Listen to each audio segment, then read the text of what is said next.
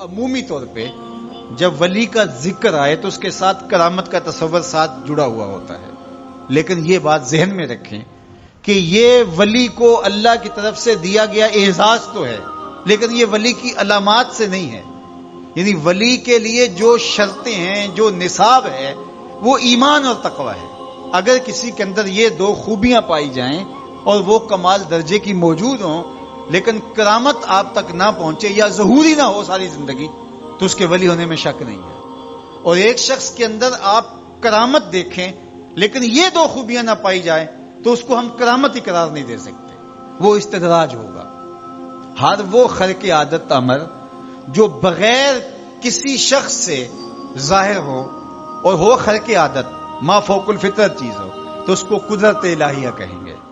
اور اگر وہ نبی کے ہاتھوں سے اعلان نبوت سے پہلے صادر ہو جائے تو اسے ارہاس کہا جاتا ہے۔ اعلان نبوت کے بعد ظاہر ہو تو اسے معجزہ کہا جاتا ہے، اور وہی چیز کسی ولی کے ہاتھ سے ظاہر ہو تو اسے کرامت کہا جاتا ہے۔ اور اگر کسی عام بندہ مومن کے ہاتھوں سے ظہور پذیر ہو تو اسے معونت کہا جاتا ہے۔ اور اگر وہی کام کسی کافر سے یا کسی فاسق و فاجر کے ہاتھوں سے ظاہر ہو تو اسے استدراج کہا جاتا ہے، جس طرح دجال کے ہاتھوں سے قرب قیامت میں ہوگا کہ وہ مارے گا بھی اور زندہ بھی کرے گا۔ اب استدراج میں اور کرامت میں فرق کرنا یہ عام آدمی کے بس کا روگ ہی نہیں ہے، وہ کیسے کرے گا؟ تو اس کے لیے سادہ کلیہ یہ ہے کہ ایمان اور تقوی کی شرط کے ساتھ اس چیز کو کرامت کہا جائے گا، اور اگر یہ دونوں شرطیں نہیں پائی جا رہی تو وہ پھر استدراج ہوگا۔ تو اس لیے ولی کو پہچاننے کے لیے کرامت معیار ہی نہیں ہوا، کرامت نصاب ہی نہیں ہوا، ولی کو پہچاننے کے لیے ایمان اور تقوی ہوا۔ اگر کرامت کو معیار بنا لیں گے تو پھر استدراج والے کو بھی ولی ماننا پڑے گا۔ اور یہی وجہ ہے کہ بہت سارے لوگوں نے ایسے لوگوں کے اوپر جو کسی بڑے بزرگ کی گدی پہ بیٹھ گیا، یا وہ چار لوگوں نے اس کو مان لیا یا اس کے شعبے چل گئے، اور شریعت کا واضح تارک ہے اور لوگ اس کو اللہ کا ولی مان رہے ہوتے ہیں، اس لیے کہ ان کے ہاں معیار وہ نہیں ہے جو قرآن نے دیا ہے۔ قرآن نے دیا الذین آمنوا وکانوا یتقون، اور کرامت معیار نہیں ہے، وہ ایک ثمرہ ہے۔ اس ثمرے کو پہچانا جائے گا اس اصل نصاب کے بعد۔ اس کو صرف ایک مثال سے سمجھاتا ہوں۔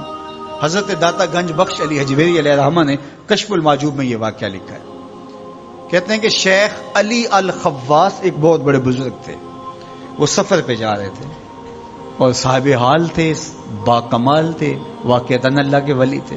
ایک شخص آیا اور ہانپتا کانپتا ان کے پاس آ کے رکا، کہا آپ شیخ علی الخواص ہیں؟ فرمایا ہاں۔ تو کہا کہ میں لمبا سفر کر کے آیا ہوں اور آپ کی صحبت میں کچھ دن گزارنا چاہتا ہوں، تو آپ مجھے اپنی صحبت کے شرف سے محروم نہ رکھیے۔ تو حضرت شیخ علی الخواص نے مراقبہ کیا اور اسے کہا کہ مجھے تیرے بدن سے کفر کی بو آ رہی ہے۔ اللہ والوں کو اللہ نے بصیرت کا نور دیا ہوتا ہے۔ اس نے کہا جی میں نصرانی ہوں اور دیار غرب سے آیا ہوں، آپ کی شہرت سنی تھی تو آپ کی صحبت میں کچھ وقت گزارنے کی آرزو ہے، مجھے محروم نہ رکھیے۔ شیخ کہتے میں نے ٹالنا چاہا، میں نے کہا کہ میری صحبت میں رہنا بڑا مشکل ہوگا، تکلیفیں سہنا پڑیں گی۔ اس نے کہا جی میں گوارا کروں گا۔ فرمایا ٹھیک ہے۔ کہا کہ میں چلتا گیا اور وہ بھی میرے ساتھ تھا۔ 8 دن گزر گئے، کبھی کھانا ملتا، کبھی 2 لقمے لے لیتے، کبھی پانی پی کے گزر اوقات ہوتی، کبھی گھاس کھا لیتے۔ ایک دن اس کا وجود کپ کپا رہا تھا بھوک کی شدت کی وجہ سے۔ اس نے مجھے کہا شیخ آپ اللہ کے بندے ہیں، میں نے عہد تو کیا تھا کہ کوئی آپ سے مطالبہ نہ کر پاؤں، لیکن اب میری سخت جواب دے گئی۔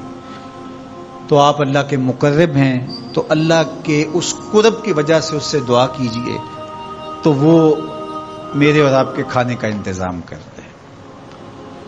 کہتے ہیں کہ میں اس کی حالت کو دیکھ کر کے سجدہ ریز ہو گیا اور اللہ کی بارگاہ میں نے یہ دعا کی مالک اس کافر کے سامنے رسوا نہ کرنا۔ کہا جب میں نے سر اٹھایا تو آسمان سے ایک طبق اترا جس کے اوپر 2 پیالے شربت کے تھے اور 2 روٹیاں تھیں۔ تو میں نے ایک پیالہ اور ایک روٹی اس کو دے دی اور ایک خود لے لی، اور پھر سفر شروع ہو گیا۔ 8 دن پھر گزر گئے، پھر ایک دن وہی حالت کہ اس کا بدن کپ کپانے لگا۔ تو میرے دل میں آیا کہ روز روز حالت ایک جیسی نہیں ہوتی، تو اس دن تو لاج رہ گئی تھی، تو کہیں آج یہ پھر نہ بول پڑے، تو قبل اس سے کہ یہ بولے میں نے بول کر کے کہا کہ تو بھی عیسائیوں کا بہت بڑا پیر پادری ہے، تو آج تیری باری ہے۔ تو کہتے جب میں نے اس کو کہا تو اس نے بھی سجدے میں سر رکھ دیا، اور میں دل ہی دل میں سوچا کہ اس کا سجدہ ریز ہونا کیا معنی رکھتا ہے جب ایمان ہی نہیں ہے۔ تھوڑی دیر کے بعد جب اس نے سر اٹھایا تو آسمان سے بھی طبق اترا، جس پر 4 پیالے شربت کے اور 4 روٹیاں تھیں۔ اس نے 2 روٹیاں اور 2 پیالے میری طرف بڑھائے، اور 2 پیالے اور 2 روٹیاں اپنی طرف کر لی، اور کہا کہ کل یا شیخ کھائیے۔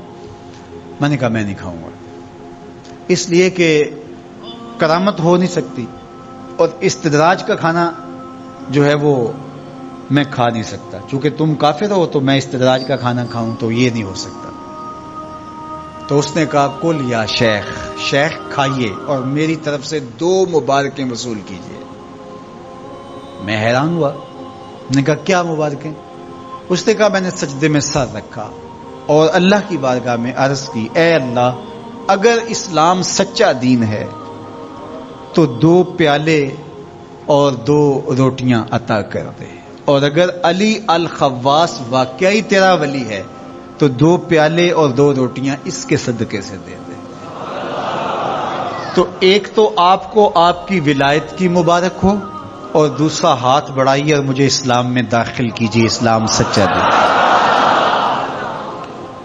تو شیخ علی الخواص کے اس واقعہ کو ذکر کرنے کے بعد داتا گنج بخش علی حجویری فرماتے ہیں کہ علی الخواص جیسا شخص بھی یہاں پریشان ہو جائے کہ خدایا یہ استدراج ہے یا کرامت، تو کہا پھر عام آدمی کیسے فیصلہ کر سکتا ہے کہ یہ استدراج ہے یا کرامت؟